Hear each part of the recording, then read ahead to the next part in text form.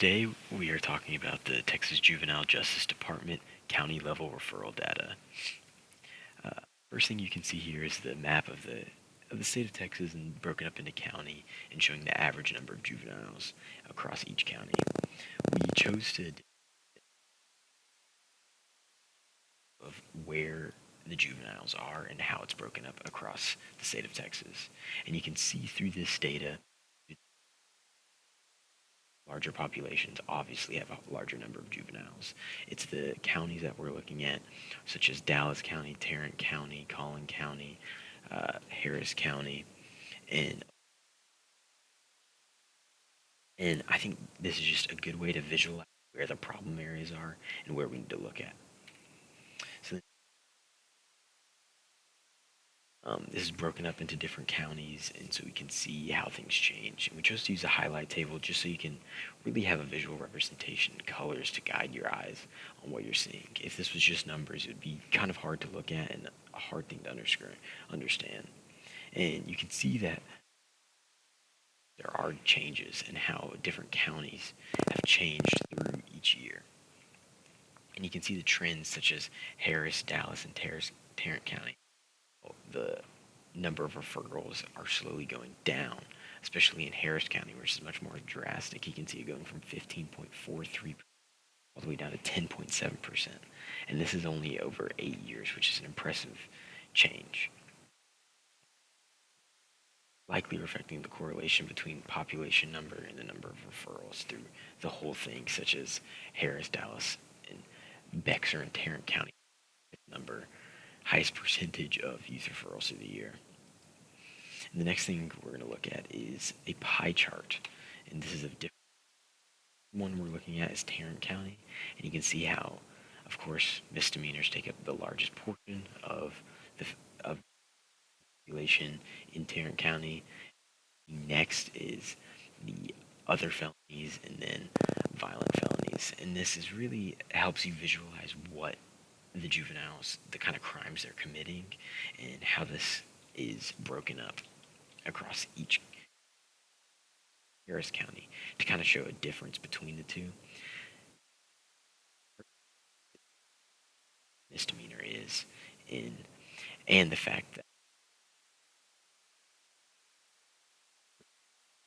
in the misdemeanor, instead of going from violent crimes in Tarrant County, there's less violent crime in Harris County.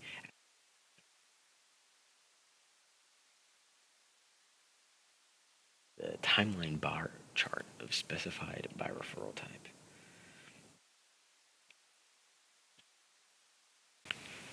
Moving over to the cluster bar chart, what this was trying to aim is trying to break down both the different types of referrals we're looking at. So you have CINS, you have status referrals, as well as just overall violations of parole, and then you have items like misdemeanors, violent felonies, as well as other felonies. Really what we were trying to aim at is that violent felonies, misdemeanors, and there tends to be a jail time sentence associated with these types of crimes, and we wanted to be able to graph it over the period of time that we had. And as you can see, it shows an overall trend down over time. The one thing that was very apparent as we were going through the data is that misdemeanors showed an overall major decrease over time, whereas violent felonies and nonviolent felonies did not really show that same pattern. Specifically in 2019, we actually saw an increase in both in other felonies, whereas misdemeanors went down and violent felonies stayed the same, but then took that quick fall off back in 2020, likely showing a overall just there was a massive pandemic during the time, which makes sense moving forward. Then kind of moving past that, we then had we wanted to see within the CINS, which it's just those referrals that have within their kind of juvenile court system that, hey, these types of kids need to have a little bit more attention to. They could be a little bit more. And if there's kind of a correlation between that and just overall referrals, a part of counties. From there, we broke down kind of the top 10, 20 counties, and really what it was trying to see is if there was a certain like county aspect that reflected that. No actual correlation was shown with that if you look at a county like Harris being the largest county, their number of CINS was pretty in the middle of their data. Whereas if you compare to a county like Webb had a much higher amount, and so there isn't seem to be like a correlation between the population. And from there, moving on, this tree map was really just to try and further show about the idea of CINS to crime, and specifically violent felonies. From there, there wasn't really a overarching critical aspect of the data that said, yes, this is a correlating effect. Obviously, your bigger counties, Dallas, Harris, are going to have more numbers of violent felonies as well as more numbers of CINS referrals. But from there, there wasn't a specific aspect, especially when you look at the total number of CINS in Dallas is lower number of felonies compared to Harris. So it didn't really show that.